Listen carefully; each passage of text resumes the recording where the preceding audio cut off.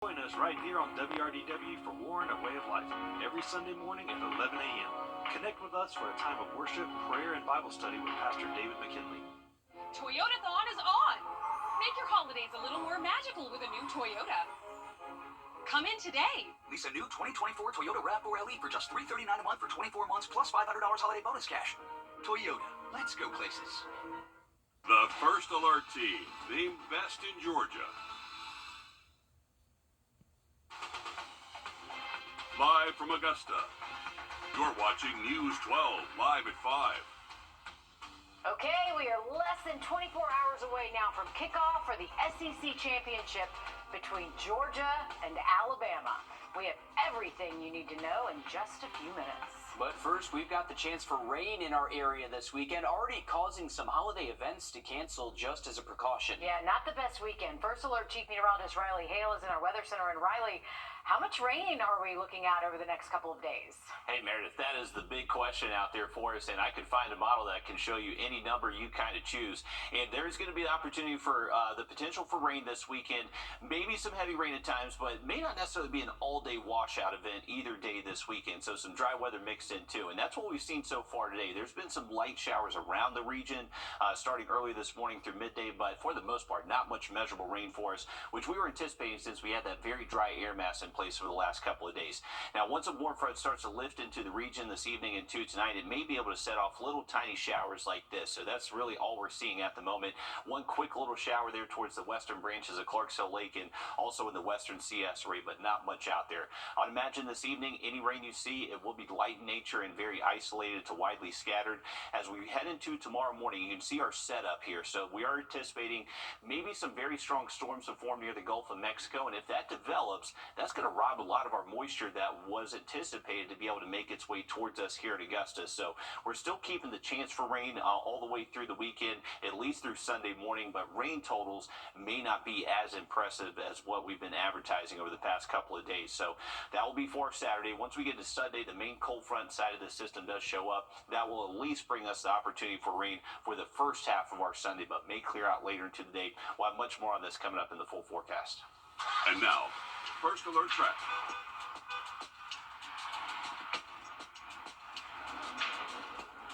All right, take a look at some traffic here. Looking at I-20 Riverwatch Parkway just outside of our building. Cloudy skies overhead, and right now, not many traffic concerns out here on I-20 near the state line. So smooth sailing if you're heading out. Going out to Grovetown next, Lewiston Road, exit 190. Just cloudy here, staying dry. Temps still warm in Columbia County in the upper 60s to near 70, and not much traffic to mention at the moment. I'll have an update for you again on the weekend in just about 10 minutes. The Southeast Showdown, sponsored by Jim Hudson Automotive Group. Well, championship weekend is officially here tonight. We have Oregon and Washington playing tonight in the Pac-12 championship game. The winner of that game likely getting into the college football playoff. But the playoff committee, they will have their work cut out for them depending on what happens this weekend. Of course, including what happens in Atlanta. The #1 Georgia Bulldogs are gearing up for a massive game. Absolutely I cannot massive. understate the importance of this game against #8 Alabama. Georgia trying to win back-to-back SEC championship games. In our Nick Proto and Laura Warren live in Atlanta at the Fanfare. Guys, how are we feeling ahead of this game, and what's the energy like there? Feel pretty good, Will. Things are very great right now, energy-wise, in this building. We've got a lot of Georgia fans here, a lot of Alabama fans here as well, but everything seems to be pretty positive. A very different tune of what we're going to be singing tomorrow.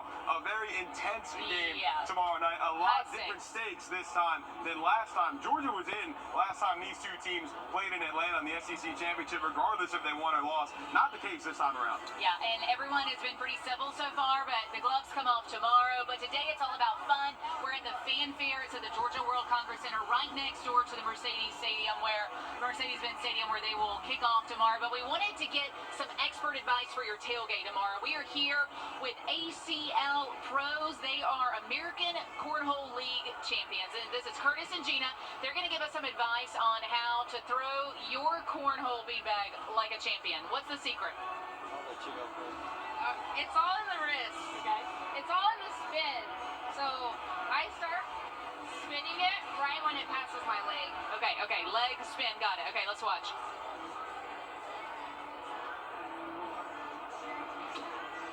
on the board. She's on the board. Okay. Look at that spin in the hole. Okay. All right. Let's see Curtis. Do you have any different advice? No, I just bring the bag back, and like she said, when you get about right there, you start clicking your wrist and to get the spin down. All right. Okay. Also. All right. Also pro spin. Here we go. Overcooked. Okay. You can't tell them. There's so much pressure. Gina on the board. There you go. Curtis in the Send that hole. one in. Gina on the board. They're professionals, guys. We're having a blast out here. We are going to be here the rest of the night, so we'll check in with you in about half an hour. Yeah. Oh! All right, thanks, guys. Looks like a lot of fun out there. I hope, Nick, you're warming up your leg for 6 o'clock tonight. I heard you're going to be kicking some field goals for us. If we get in line fast enough, yeah, we'll kick some field We'll goals. kick The some quads hurt a little bit for that last half hour, though, I'm not gonna lie. Yeah, that obstacle course did me in. Not a real athlete is all I'm hearing. That's all I need to know. Washed up. Yep. Nick, you got He this. was like, it didn't hurt last year. I was like, yeah, you're a year older. All right. Welcome Yeah, to the that's world. fair enough. That's fair enough. All right, sounds good, guys. We'll check back in with you in the next half hour. All right, anyone who bought a ticket to the SEC has the chance to get express entry into Mercedes-Benz through facial recognition. With the help of a third-party company, fans can log into their SEC ticket account, snap a selfie, and then just show up at the stadium. Cameras will scan your face when you arrive, so your face becomes your ticket. Some people have voiced concerns on how this biometric data is stored, but ticket holders do not have to do this step. Interesting. New concept. I'm thinking like, okay, my first thought is, what if you have a twin? Oh, And then you that's go super in, and then you complicated. go in before your twin, and your twin tries to get in. Evil twin. Yeah, see, Stealing your that's- ticket. I look like my sister, so that's why I'm already be in trouble thinking there. evil things. All right.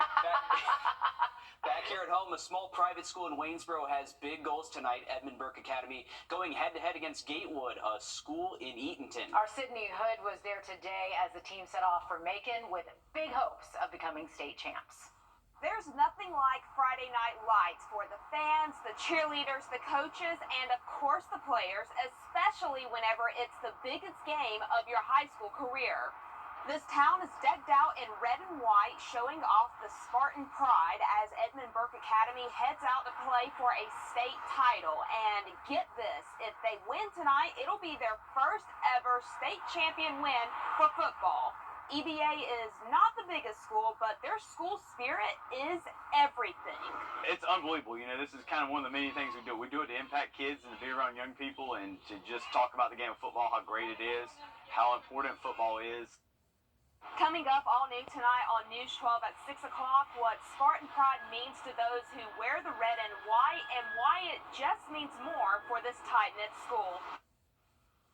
And coming up live at 5:30, our sports director, Dan Booth, is live in Macon with the latest on how the team is doing. Well, imagine your insurance bill jumping up tens of thousands of dollars from one year to the next. That's what bars and restaurants across South Carolina say is happening to them, putting their business at risk. Our State House reporter, Mary Green, explains what action they want to see taken in Columbia to address it. At the heart of this is a 2017 state law that requires businesses with alcohol licenses to have at least $1 million worth of liability coverage. Supporters say it was intended to help victims of drunk driving, but businesses say it is hurting them. We need legislative change desperately in South Carolina.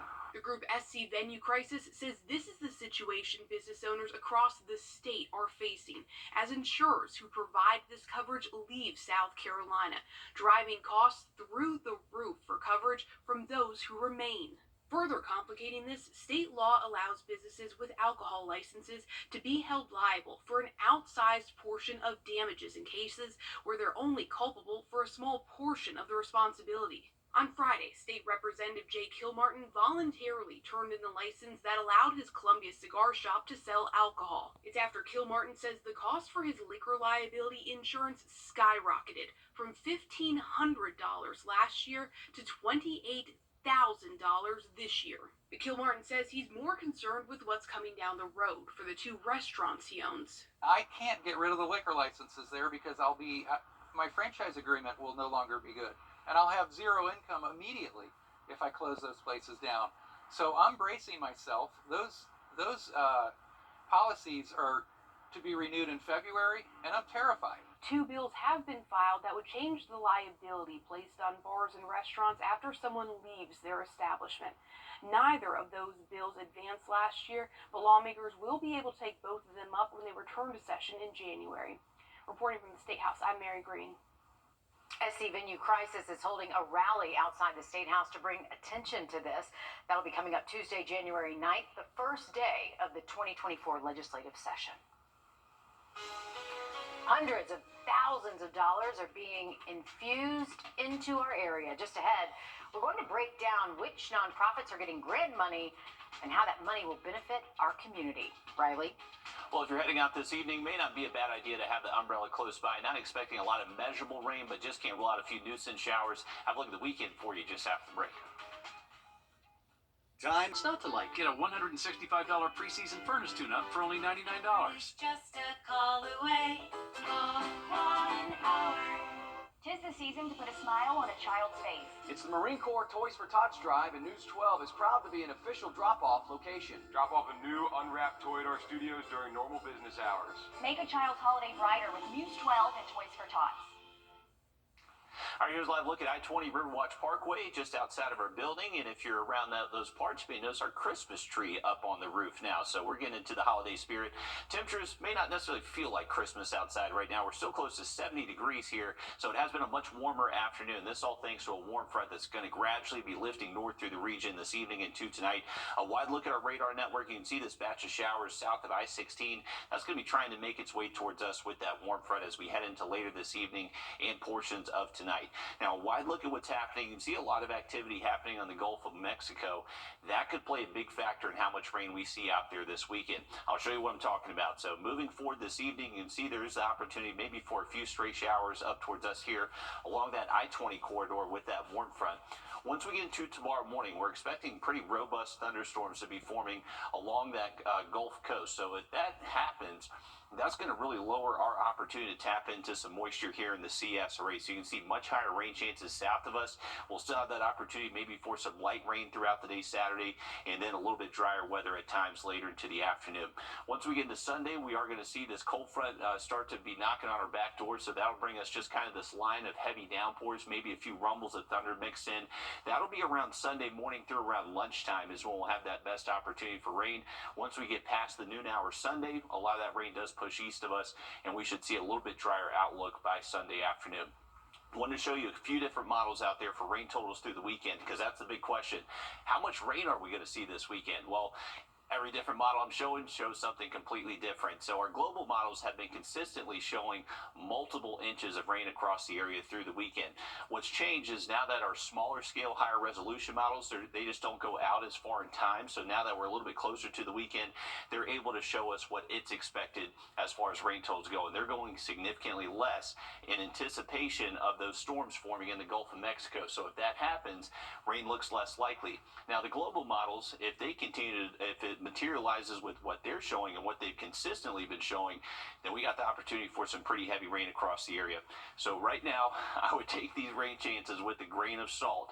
If you do have outdoor plans tomorrow, make sure you have our First Alert weather app. You can open it up, open up the interactive radar, and just see if there's rain around your location. You can even do the Futurecast radar in our app to see what it's expected to be like several hours in advance. Now, one thing I would say that I am agreeing with is that Sunday morning is when our rain chances will be highest, and then we'll start to get a little bit drier later into our Sunday afternoon. So that's going to be thanks to that cold front pushing through, and that should be able to bring us a little bit drier outlook by Sunday afternoon. You can see temperature-wise Sunday, we should be back into the low 70s, so staying relatively warm this weekend with temperatures either at or a little bit above average. Remember, Saturday, just cannot rule out showers throughout the day, but really Sunday, mainly a morning to midday threat, but overall a much warmer outlook temperature-wise compared to what we've seen this week. Once we get past the weekend, we are back to dry weather Monday through next Friday. A few clouds around, though, early next week. Thanks, Riley. Today we learned how more than $630,000 will be injected throughout our community. All of this money is coming from the Community Foundation for the CSRA, which is able to supply grants through community partners, including the Masters Tournament. Our Taylor Martin was there as the grants were announced and breaks down how dozens of local nonprofits will benefit. For 26 years, the Community Foundation has been pouring into local organizations, And each year, they're intentional about where the money goes. Nonprofits are telling us what's most critical this year. They provide us with their financial statements and they can tell us how they're going to use the money. This year, some recipients say they need the money now more than ever. We need to do some upgrades in our food pantry to better serve our community. This gives us the opportunity to do so. This year has been difficult because of the financial situation of the country. Today, more than 40 organizations were recognized for their commitment to helping people in the community. I was excited. I was very excited. I was grateful and thankful. Each nonprofit received anywhere between $10,000 and $15,000. The money will go toward addressing multiple issues across the CSRA, including food insecurity, mental health, housing, workforce development, and helping children. The situation across Georgia is dire. We're in a state of emergency. To help these organizations continue serving those in need. Reporting in Augusta, Taylor Martin on your side. Another $280,000 went to their literacy initiative, helping raise literacy rates in our area. A growing form of tech is helping first responders stay safe and respond to your emergencies even faster. We'll show you how coming up. First Alert Radar, powered by Jim Hudson Automotive Group. Visit the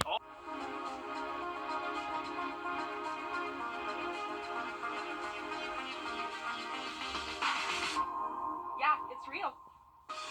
Get spotted with an SRP Spotted sticker and get $100. That's right, it's that easy. Get your SRP Spotted sticker or magnet from any SRP location and you could be spotted and win $100. Follow us on Facebook for even more chances to win with Spot Me SRP. Good things are happening at SRP. Being the Augusta guy means that you're getting myself and my staff, which was raised on the same values that fellow Augustans were raised on. All of us grew up here. If you are hiring somebody from out of town, they may not be as connected as us. I guarantee you that we are going to work extremely hard for you. You're getting somebody who's going to shoot you straight and tell you the pros and cons of your case, and also take the case as far as it needs to go to get what people deserve. Black Friday deal. The Georgia Police Department will soon have another tool in their arsenal for responding to emergencies: drones. It is all part of a new program aimed to incorporate technology with first responders. Brittany Ford gives us a closer look. This drone is preparing for duty. Controlled from inside the South Fulton Police Department. We're launching. Aircraft is in the air. Who just got alerted of a police pursuit. And we're going to be looking south on Old National. The first set of eyes and ears preparing officers en route. The drone is flying while our other trained officers in the command center are reviewing surveillance footage, license plate readers. What you're seeing is the drones as first responders program in action. The department has partnered with Skyfire. So we might see a hair of it. Atlanta-based company that incorporates drones into policing. He's operating, yeah. Thursday, they took the drones out for a test drive. The first two will be placed in the areas that we have the highest call volume. Now, one of the major benefits of this program is to help with response times. These drones are able to fly to an active 911 call in a matter of 45 seconds to 2 minutes. The value of the drones is that it can get to calls in much quicker than an officer in a car. South Fulton has become the second police department in the state to take on the new technology. But the drones are already ready to fly from a rooftop. A tool reinventing the wheel of policing. It's a game changer. It means a lot for the safety of our officers, the safety of the community. Now, drones like these are also used for federal policing, engineering, private security, and for film and television. A South Carolina nonprofit is putting the pedal to the metal for a great cause. The group known as Going Places, is building more than 600 bikes in Charleston to give away to elementary students this holiday. Now, the nonprofit says that many families in the Low Country can't afford to buy bikes, but the nonprofit is stepping in so that kids can experience this childhood staple. Now, the building it's all coming together now, including a couple months from up north. Actually come here from Michigan, and so it was a 2-day drive. It's a fun, it's a little bit of work for people our age for sure, but after the first day the aching back goes away. When they take the tarp off all the bicycles and the children start to cheer, it's really wonderful. Now, the bikes are still being built and will be delivered to kids early next week. In addition to the bikes themselves, kids will get a helmet, bike lock, and air pump. Riley? Good stuff there, getting the full setup. Absolutely. Hey, we are looking at a few showers out there, mainly west of Augusta and up towards the lake. They're very light in nature and just kind of widely scattered, moving west to east. Now look at radar in the forecast just after the break. After a car wreck, ask your doctor about to fix it. Dear Santa, all my mom wanted for Christmas was a green box, so I made her these ones. It seemed like a really boring gift, so I was hoping you could leave her something inside to make it super special. I hope you enjoy your cookies and milk. Sincerely, Bella.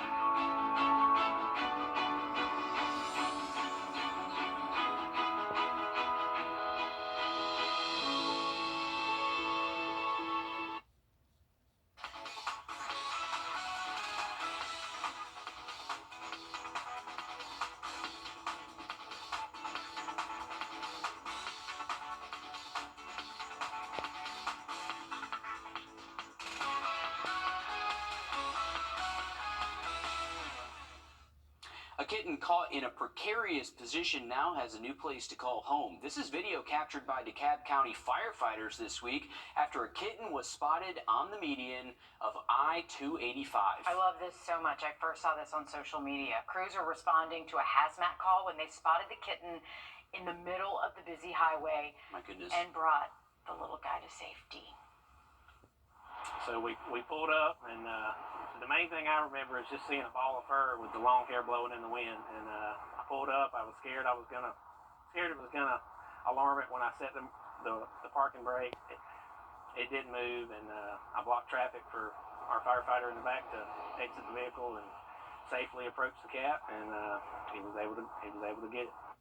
Okay, this gets even better though. The kitten was given to a firefighter's mother who had just recently lost a cat. It was meant to be. Yep. Tonight, that kitten, by the way, named Wrdw, is safe I love and that. sound. Wow, that story got better and better. Yeah. Riley, I know you were asking the question, how did that cat get on the median? I know. there? I mean, I think he used a couple of his 9 lives in order to get saved right Well, there. firefighters said that because they said that there's no way that it happened. They're thinking someone dumped it. put it there. Goodness. So anyway, happy ending. Happy though. ending. Happy ending for sure. And we do have a beautiful look over Clarksville Lake at the moment. A little bit of a south wind, and that south wind is letting us know that our wind direction's changing and warm front's moving in, and that cloud cover could give way to a few showers out there if you are stepping out this evening. We'll continue the chance for rain as we roll into the weekend, but much drier next week. All right, thanks, Riley. Stick with us. We have more news, weather, and sports coming up after a short break as News 12 Live at 5 continues. This is not you.